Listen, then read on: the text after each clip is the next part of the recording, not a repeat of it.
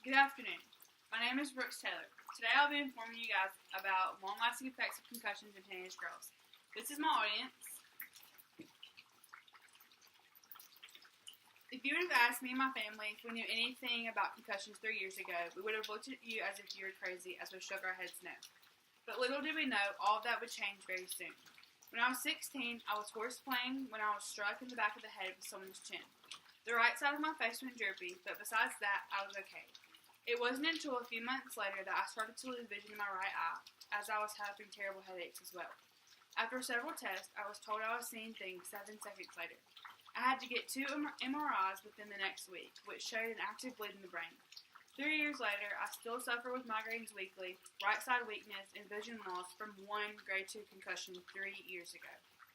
Studies today show that concussions in teenage girls are having longer lasting effects in their lives, as did mine. They may not even be affected by the concussion until months after. So some of you may not know what exactly is a concussion, but it's also called traumatic brain injury, or TBI, as some doctors call it.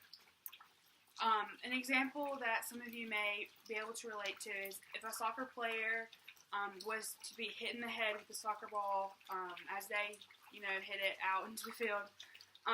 The brain would just jerk really fast as it hits the back of the head and then just move to the front of the head really fast, and it causes a concussion, which it can be either grade 1, grade 2, or grade 3, depending on how severe it is.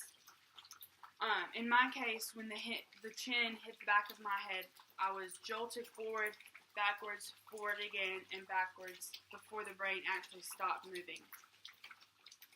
Symptoms of concussion include dizziness, confusion, loss of vision, severe headaches or migraines, and a lot of more serious effects later on as the concussion progresses.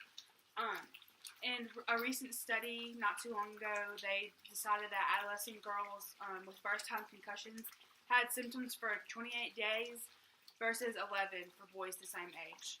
And some of the concussions still have serious effects in the teenage girls to this day.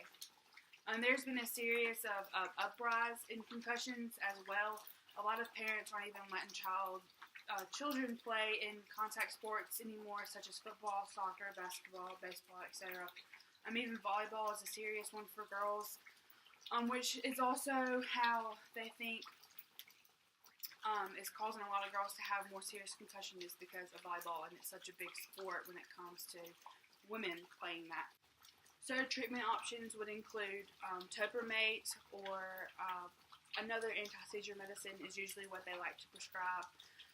Studies that are being done right now, there's several out. I'm currently doing one in Florence right now, and it just is watching how many headaches I have a week, vision loss, right side weakness, like I said.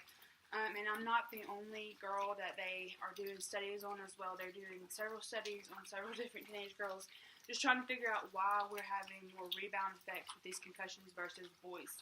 Like I said, when I was 16, I had my concussion. Why am I 19 years old and still having side effects from one grade 2 concussion? It's more understandable with people who play contact sports. If they get hit, they have several concussions throughout a season, they have more serious long-term effects versus someone who did not play a lot of contact sports. I've not, like I said, been the only one to go through this after a concussion.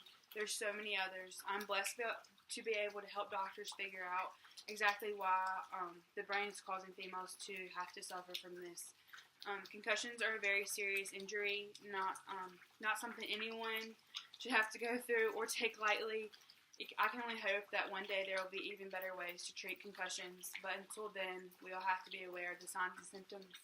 And like I showed you guys, a graph, which I will post, is in the way the brain moves frontwards and backwards. It's kind of cool to see that, and the MRI scan, which I printed and gave to my audience. So thank you for listening, and I hope you have a great afternoon.